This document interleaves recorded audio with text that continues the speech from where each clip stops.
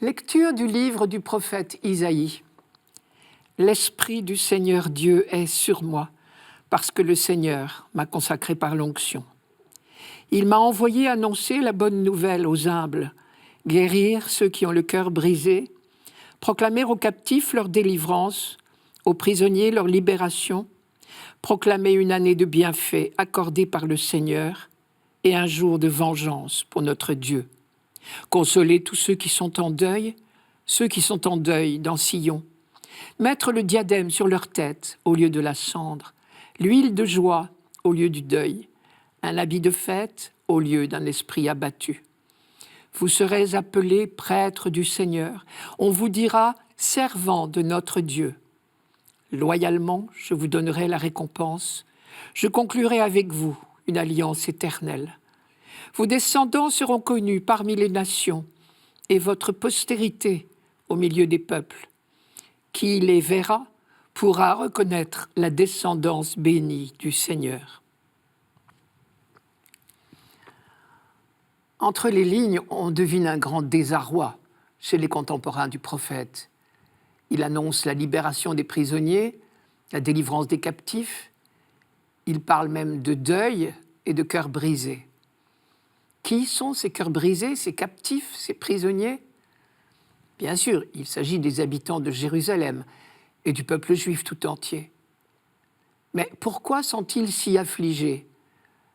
Car à l'heure où Isaïe leur parle, les habitants de Jérusalem ne sont plus ni prisonniers ni captifs. Au contraire, ils sont revenus de l'exil à Babylone et ils ont même entrepris les travaux de restauration du temple de Jérusalem. Seulement voilà, finalement, ces exilés rentrés au pays après l'exil sont affreusement déçus du retour. Là-bas, à Babylone, ils attendaient leur libération, leur délivrance, comme un grand bonheur. Mais au pays, on ne les attendait pas vraiment. Et on leur a mis tous les bâtons possibles dans les roues pour les empêcher de reconstruire le temple. Il faut dire qu'en leur absence, pendant l'exil, d'autres populations également déplacées par les vainqueurs ont été installées à Jérusalem, ayant introduit leur propre religion. Désormais, par le biais de mariages mixtes entre des juifs et des étrangères, la religion juive est en minorité. Elle est loin, la pureté de la pratique religieuse qu'on espérait restaurer. D'où l'éternelle question qui renaît à chaque étape difficile. Dieu n'aurait-il pas abandonné son peuple ? Et la réponse, toujours renouvelée des prophètes, et ici en particulier d'Isaïe. Dieu ne peut pas se renier lui-même. Gardez confiance, vous êtes encore et toujours le peuple élu par Dieu pour une mission bien particulière. Le premier sens de ce texte, c'est donc « Ne vous laissez pas aller au découragement. Dieu ne vous abandonnera jamais. Au contraire, son alliance avec vous est éternelle. » Pour exprimer l'espérance, Isaïe emploie une autre phrase qui risque de nous choquer. Il annonce un jour de vengeance pour notre Dieu. Heureusement, ses contemporains, eux, comprennent très bien ce que le prophète entend par là. Nous sommes au VIe siècle avant Jésus-Christ, une époque où on a cessé de croire que Dieu pourrait se venger des hommes. Au contraire, Dieu venge les hommes de tout le mal qui leur a été infligé. En d'autres termes, il les sauve, il leur rend leur dignité. Ce que le prophète appelle vengeance de Dieu, c'est justement la délivrance des captifs, la libération des prisonniers. Je reviens au début du texte parce qu'il y a là, dans les paroles d'Isaïe, quelque chose de tout à fait nouveau. L'Esprit du Seigneur Dieu est sur moi, parce que le Seigneur m'a consacré par l'onction. Or, les prophètes ne recevaient jamais d'onction d'huile. Celle-ci était réservée au roi le jour de son sacre. Et c'est à partir de ce jour-là que le roi était appelé Messie, parce que ce mot en hébreu signifie littéralement « frotter d'huile ». À ce compte-là, il y a eu de nombreux messies en Israël, depuis le premier roi Saül et son successeur David. Et c'est à celui-ci que le prophète Nathan avait promis une descendance éternelle.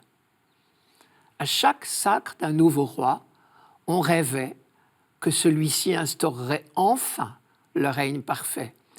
Et c'est comme cela que le sens du mot « Messie » avait évolué. Peu à peu, il n'était plus seulement un terme technique appliqué à celui qui avait reçu l'onction d'huile, littéralement frotté d'huile. Il devenait synonyme de roi idéal. Et pendant très longtemps, à cause de la promesse du prophète Nathan, on a espéré voir naître un jour ce fameux Messie descendant de David. Mais après l'exil à Babylone, il a bien fallu se rendre à l'évidence. Le dernier roi est mort en exil et ses fils avaient été exécutés par Nabuchodonosor. La monarchie était morte. Certains ont espéré quand même un miracle. On finirait bien par voir un jour ressurgir un rejeton de la descendance davidique. D'autres, plus réalistes peut-être, admettaient l'idée qu'il n'y aurait plus de roi sur le trône de Jérusalem. Mais cela ne gommait pas la promesse de Dieu d'envoyer un Messie, un sauveur pour son peuple.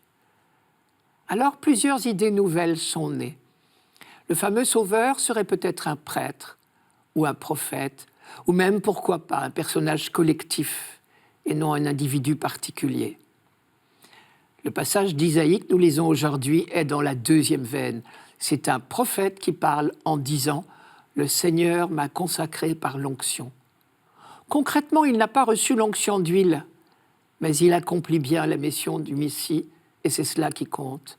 Consoler tous les malheureux, libérer tous les prisonniers. Entendons-nous bien, Isaïe lui-même, le prophète, ne se prend pas pour le Messie, mais il prêche l'espérance à ses contemporains. Il les prépare à accueillir un Messie différent de celui qu'ils attendaient jusqu'à présent, un Messie tel que Dieu le voudra.